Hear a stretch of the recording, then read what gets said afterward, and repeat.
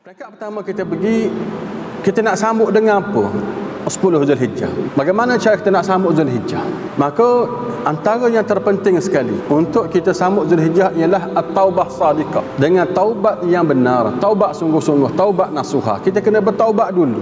Kerana ke atas seorang Muslim, apabila dia nak masuk pada musim-musim ketaatan, naklah bermula dengan taubat dulu, dengan azam yang begitu kuat untuk kita kembali kepada Allah Subhanahu Wa Taala. Kerana pada taubat itu kejayaan bagi kita dunia dan akhirat. Wa tubu ilallahi jami'an ayyuhal mu'minun la'allakum tuflihun. Bertaubatlah kamu semua kepada Allah, wahai orang yang beriman, semoga kamu ni berjaya. Sebab tu kita kata tadi, taubat adalah pintu kejayaan kita dunia dan akhirat. Dan Allah suruh kita begitu. Dan Allah nyatakan kalau kita buat begitu, tuflihun, kamu akan berjaya, berjayalah kita.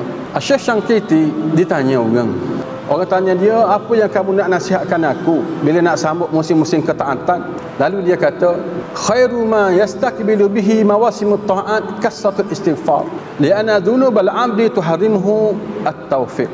Sebaik-baik apa yang dimulakan oleh seorang hamba itu apabila masuk musim ketaatan ialah perbanyakan istighfar. Kerana dosa hamba yang lakukannya, kerana dosa-dosa kita itu akan menyebabkan kita tidak dapat taufik. Perhatian sekalian, cuba perhatikan selepas Ramadan, sejauh manakah kita aktif balik beramal ibadah, ataupun dah kita semakin menjauhi Quran, kita sudah menjauhi zikir, sudah tidak berapa banyak selawat kita ke atas Nabi, bersedekah dan amal ibadah yang lain. Kenapa kita semakin jauh dengan Allah Subhanahu Wa Taala? Puncanya ialah kita tidak ada taufik. Allah tak beri taufik kepada kita. Allah tak pilih kita untuk sujud kepada dia, untuk baca kitab dia. Allah tak beri taufik. Kenapa Allah tak beri taufik? Kerana kita ni berdosa, kita ni banyak dosa. Kerana dosa-dosa itu akan menghalang kita daripada kita mendapat taufik Allah Subhanahu Wa Taala. Allah musta'an. Jadi kita perlu takut dengan situasi ini. Bagaimana kalau keadaan seumpama ini berterusan sampai kita mati? Sampai tua Allah tak beri taufik, sampai mati kita tak dapat taufik. Apa jadi? Berani kita nak lawan malaikat dalam kubur? Boleh kita nak selamat? Boleh nak selamat di padang mahsyar? Dalam keadaan kita ni lemah amal ibadahnya, masih hidup atas muka bumi, tentu akan sengsara, akan menyesal kita pada waktu itu. Para hadirin sekalian, ma'azama 'abdun qalbil istighfar illa zakah.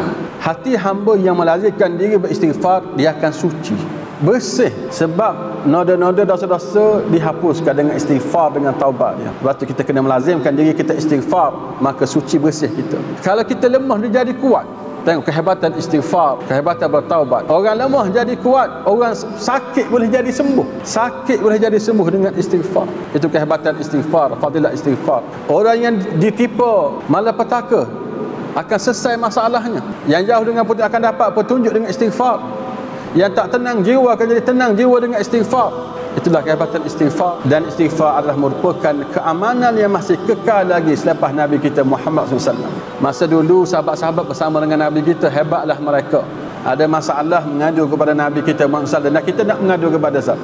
Nabi sudah tidak ada lagi, Nabi tidak bersama dengan kita. Keamanan yang masih ada sampai sekarang ialah istighfar. Dengan kita beristighfar, kita akan juga mendapat keamanan daripada Allah Subhanahu Wa Taala. Kata Ibnu Katsir rahmatullahi alaihi, sesiapa yang bersifat dengan sifat ini, iaitu sifat istighfar, Allah akan permudahkan rezekinya, Allah akan permudahkan urusannya, Allah akan jaga dia. Kata Sayyidina Umar, inma qala Umar Ibn Khattab, law nazalat sa'iqatu minas sama' ma'asabat mustaghfirin, istaghfirillah alladhi la ilaha illahu al-hayyul qayyum wa atubu ilaih. Kata Sayyidina Umar, sekiranya petir itu turun dari langit, dia tidak akan kena pada orang yang istighfar. Orang yang beristighfar tidak akan kena petir. Kalau petir itu sedang turun daripada langit, maka beristighfarlah kita pada saat-saat seumpama itu agar kita selamat daripada segala mara bahaya, khususnya petir tadi. Maka dia kata istighfarlah kepada Allah Subhanahu Wa Taala yang tak ada Tuhan selain daripada dia. Itu perkara yang pertama yang kita kena buat. Perkara yang kedua, al-azam, kena ada qasad, azam sungguh-sungguh untuk kita penuhi, untuk kita buat sesuatu pada hari-hari seumpama ini. Itu kita kena qasad. Dia bukan ada niat saja, kita kena concentrate, kita nak buat sungguh. Kali ini berlalunya 10 Zulhijjah, penuh dengan aktiviti kita. Kita akan penuhi dengan amal ibadah. Kita akan buat segala apa yang kita mampu sepanjang 10 awal Zulhijjah. Itu kita kosakkan dalam diri kita. Bukan setakat niat sahaja. Dia ada sedikit perbezaan antara kosak dengan niat. Perasan tak kita macam esok hari Sabtu, hari Ahad, kita niat macam-macam. Kita niat nak pergi masjid ada, niat nak baca Quran ada, nak pergi pasar ada, nak pergi main apa lagi, nak pergi main futsal ada, nak pergi main basikal ada. Perasan tak kita yang niat bentuk keduniaan asyik jadi je.